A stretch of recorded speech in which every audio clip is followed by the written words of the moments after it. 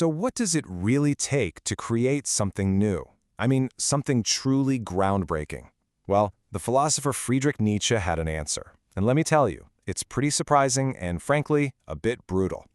It's a hard truth that kind of challenges everything we think we know about things like compassion and, well, progress. So, let's dive right in. Okay, so here it is, Nietzsche's big statement. All creators are hard. Just let that sink in for a second. All creators are hard. What does that even mean? Does it mean they're cruel, unfeeling? It's a really provocative thing to say, right? And that's exactly the mystery we're going to try to solve today.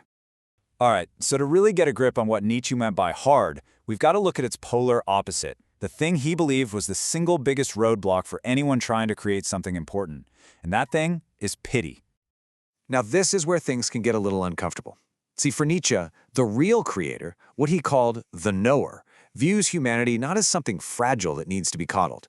Instead, they see it as this raw, untamed potential. Think of a biologist studying a species. They respect it, but they don't get lost in sentimental feelings about it. And he was super specific about the language here. The German word he used is Mitleiden. It literally translates to suffering with. For Nietzsche, this wasn't just simple compassion. No, it was an emotional trap. It's when you get so bogged down in someone else's suffering that you become paralyzed, totally unable to take the hard steps needed to actually make things better. So Nietzsche's argument is that this kind of pity actually stops progress dead in its tracks. A true creator has to make tough calls, right? They have to shake things up, challenge the status quo. But if you're terrified of hurting someone's feelings or making them uncomfortable, well, you're never going to build anything truly new. So if pity is the problem, what's the solution? Well, Nietzsche offers an alternative he calls great love. And look, this is not your typical fluffy, sentimental love. Not at all.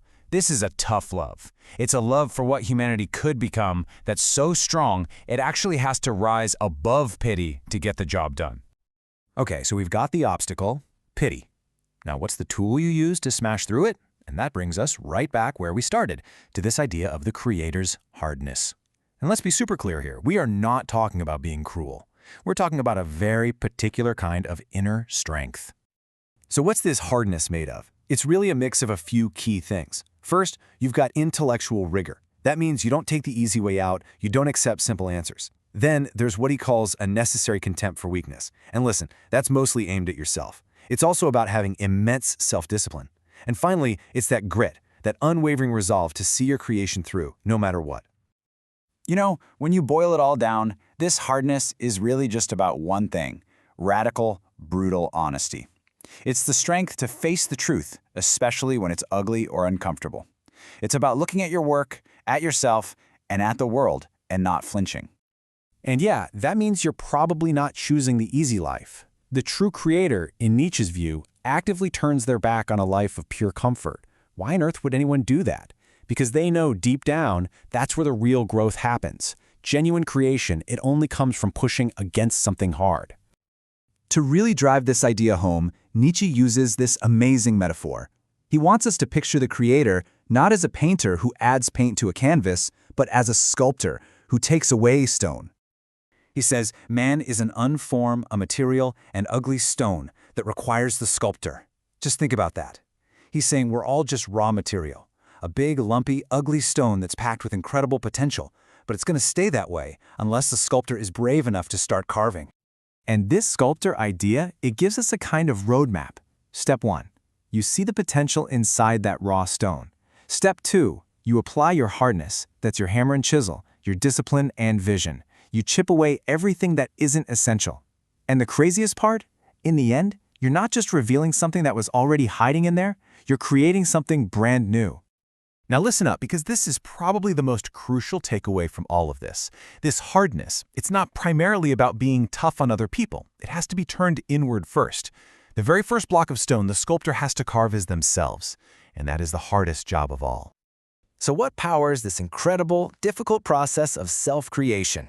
Well, for Nietzsche, it all comes from one fundamental drive that's at the root of every great achievement. He called it the will to overcome.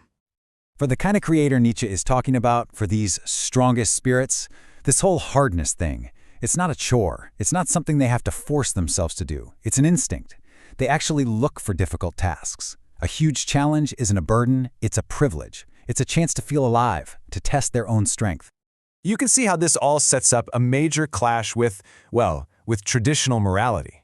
Nietzsche was basically throwing down the gauntlet. He's saying, look, for centuries we've been told that pity is a virtue, that siding with the weak is the right thing to do. But for him, that whole system was actually holding humanity back from reaching its peak. So, let's bring it all together. Nietzsche's hardness isn't cruelty. It's the disciplined, focused, and courageous inner strength you need to face reality, overcome yourself, and forge something new, beautiful, and lasting from the raw, chaotic material of the world. And that leaves all of us with a question, a personal one. In your work, your art, or just in your own life, what is the stone that you must be hard enough to shape?